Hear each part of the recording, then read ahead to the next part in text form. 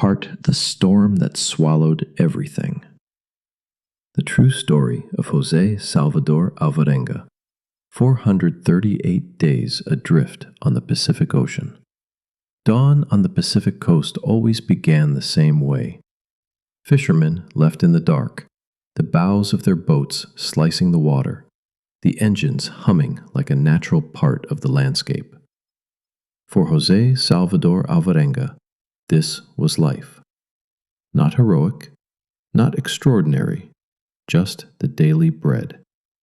On November 17th, 2012, the day began no differently.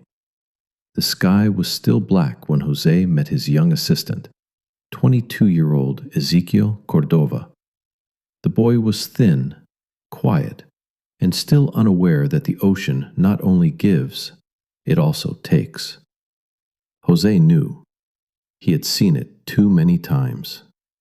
Their boat was tiny, barely 7 meters long, with a single engine.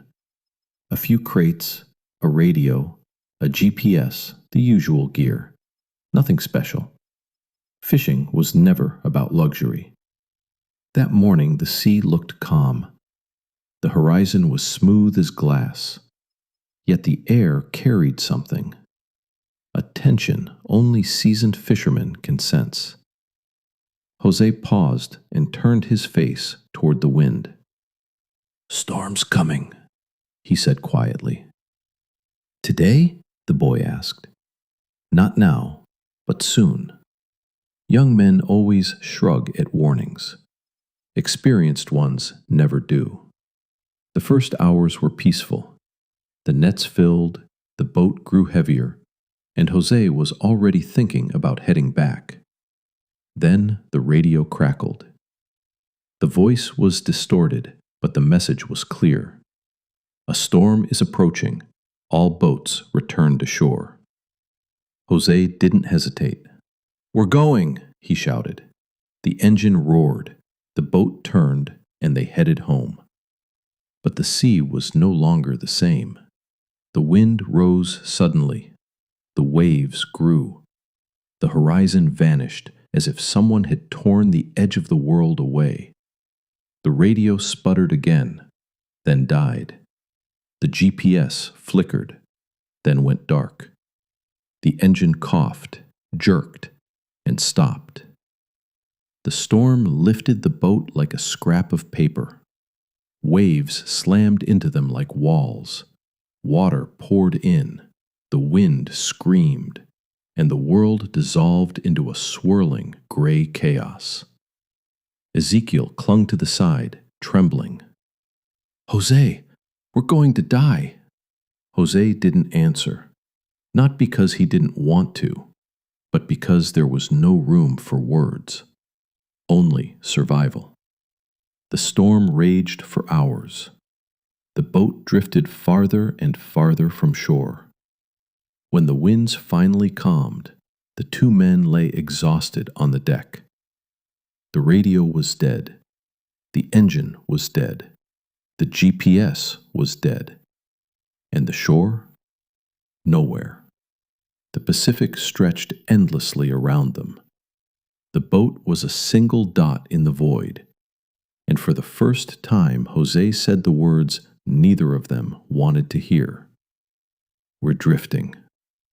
And so began the 438-day descent into hell. 2. Part The Laws of the Sea. Hunger, thirst, madness.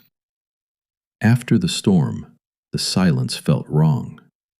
The Pacific lay smooth around them, as if it had never raged. The sun rose, and José understood that their world had shrunk to a 7-meter boat. Everything else, land, people, civilization, had vanished. The radio was silent, the GPS dead, the engine lifeless, and the ocean infinite.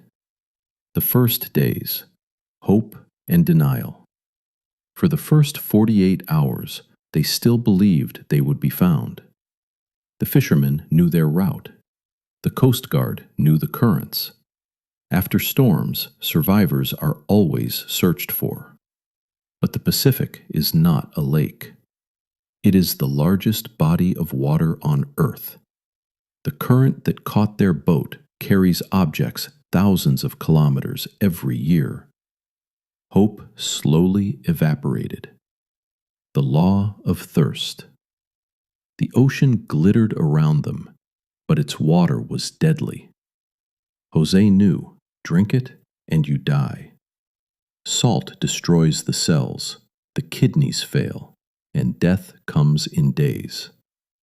They waited 3 days for the first rain. When the clouds finally gathered, José spread his shirt to catch the drops. The water was cold, clean, and tasted like life itself. But rain was rare. The Central Pacific is notoriously dry. Sometimes 2 weeks passed without a single drop. During those times, José drank moisture from fish eyes. This is a documented survival method, bizarre but effective. Ezekiel gagged at the thought. Young men always gag, until survival outweighs disgust. The law of hunger. There was no food left. The storm had destroyed the nets and washed away the crates. But the ocean gives if you fight for it.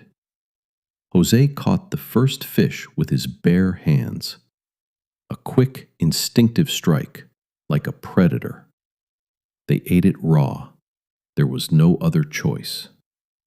Later they caught turtles.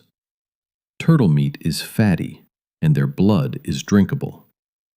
This kept them alive. The ocean never gives without taking something in return. The slow fading of a companion. Ezekiel was young, and his body couldn't endure what José's could. Thirst, hunger, sun, salt, hopelessness. They hollowed him out. He spoke less, moved less, ate less. José tried to keep him alive, forced water into him, fish, turtle blood. But the boy no longer wanted to live. The ocean breaks the soul before it breaks the body. One morning, Ezekiel didn't wake up. José shook him for hours, begged him, cried over him. But the sea's laws are merciless. The dead must be released. The boat was too small, the heat too intense. The smell would have been unbearable. José closed the boy's eyes and lowered him into the water. The body sank slowly, the ocean accepting him without a sound. From that day on, José was alone. One man on the world's largest ocean, one boat, one survivor, one soul under trial. The first signs of madness. Loneliness doesn't arrive suddenly. It seeps in like salt into fabric. José began talking to himself, to the boat, to the fish, to the clouds. Sometimes he thought he saw land. Sometimes he heard engines. Sometimes he believed Ezekiel was still beside him. The ocean doesn't kill quickly. It waits. And José was not even halfway through his ordeal. 3. Part. A year adrift. Storms, hallucinations, the body and soul fall apart. Days blurred into weeks, weeks into months. The north equatorial current carried the boat westward, unstoppable like a conveyor belt. José didn't know where he was, didn't know how long he'd been drifting, only that he was alive, and that alone was a miracle. The body's collapse. The sun scorched his skin, salt burned his wounds. Wind dried his mouth, eyes, and thoughts. His body shrank, ribs protruded. Legs trembled when he stood, hands cracked and bled, yet those hands had to catch fish, lift turtles, steal life from the sea. His hair and beard clumped with salt, His clothes stiffened, stank, and tore. His skin peeled, blistered, and festered. The ocean dismantles a man slowly, from the outside in. Storms that nearly killed him. Storms in the open Pacific are not like storms near shore. There is no shelter, no island, no harbor. Only water, wind, and a boat that can flip at any moment. Once, the waves grew so high he couldn't see the horizon. The boat was tossed like an empty can. Water poured in. José bailed with his hands, with buckets, with anything, because if he didn't, he would sink. Lightning struck so close the air shook. Thunder wasn't sound, it was a blow to the chest. The storm passed. But José didn't know if he had survived, or merely been spared. The world of hallucinations. Loneliness is not silence. Loneliness has voices. José sometimes heard his name, sometimes saw Ezekiel sitting beside him, sometimes held full conversations, only to realize he was talking to the wind. Once he saw a ship approaching. He stood, waved, screamed, cried, then realized it was only a cloud shadow on the water. Other times he sensed something massive beneath the boat, a shadow, a movement, a dark shape. The Pacific is full of sharks, and José knew if he capsized, it was over.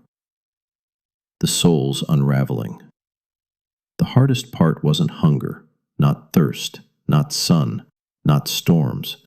It was time, days identical, sunrise, sunset, drift, eat what the sea gives, lose what the sea takes.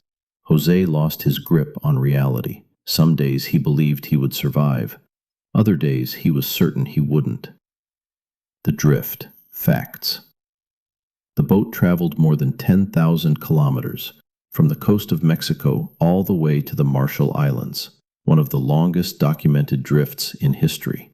Scientists later confirmed the North Equatorial Current could carry a small boat exactly along that path. His survival wasn't magic.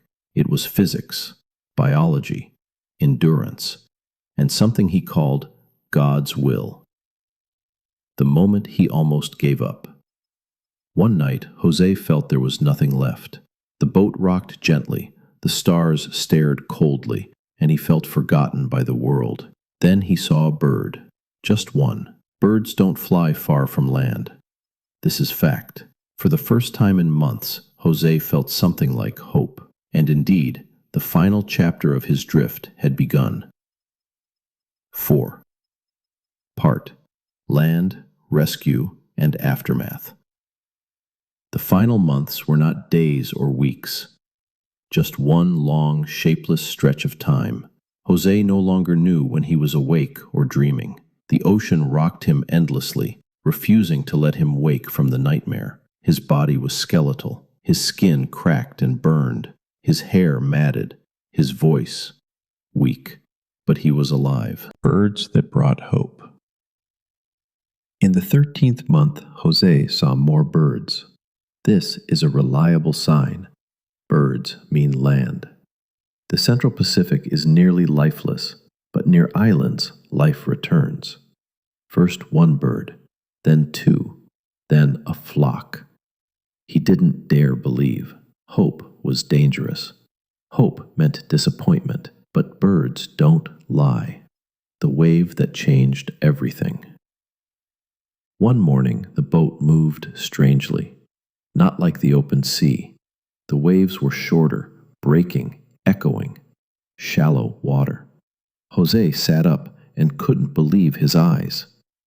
Green, trees, land. A wave lifted the boat and hurled it toward a coral reef. The hull scraped, shuddered, and stuck. José fell out. The water was shallow. His feet touched ground. After 438 days, he stood on land. The rescue. Facts. He had reached a remote part of the Marshall Islands on Ibon Atoll. Only a few dozen people lived there and not where he landed. But fate, or chance, sent two locals walking nearby, a man and a woman. The woman thought Jose was a ghost. Marshallese folklore says the sea sometimes returns the dead. Jose couldn't speak. He cried. His body shook. The man gave him water. The woman gave him food. Then they radioed for help. The world was stunned. The hospital. Jose was severely dehydrated, malnourished, and infected. His liver was damaged. His kidneys weakened. Doctors said it was a miracle he survived. Psychologists said it was a greater miracle he stayed sane. His body healed slowly, his soul even slower. The world reacts. Many doubted his story. 438 days? A tiny boat? Alone? But scientists confirmed the drift path. Survival methods were realistic. His physical condition matched the ordeal. Jose had told the truth. The guilt that never left. Survival has a price. Ezekiel's death. The boy he couldn't save. Jose later said, "The sea tests not only the body, it tests the soul. And I left part of my soul out there." The guilt followed him for years. He dreamed of the boy, heard his voice, saw his face, relived the moment he let the body go, returning to life. Jose eventually returned home. His family embraced him. Fishermen hailed him as a hero. Books were written, interviews made, documentaries filmed. But he never went back to the sea. The ocean had taken his past. The ocean had returned his life. Once was enough. The legacy. José Salvador Alvarenga's survival is one of the longest documented drifts in modern history. 438 days, over 10,000 kilometers. One man, one boat, one will to live. His story is not just about survival. It is about how far the human spirit can stretch when everything is lost, about how hope sometimes arrives on the wings of a bird, and about how the ocean, cruel as it is, sometimes gives back what it takes.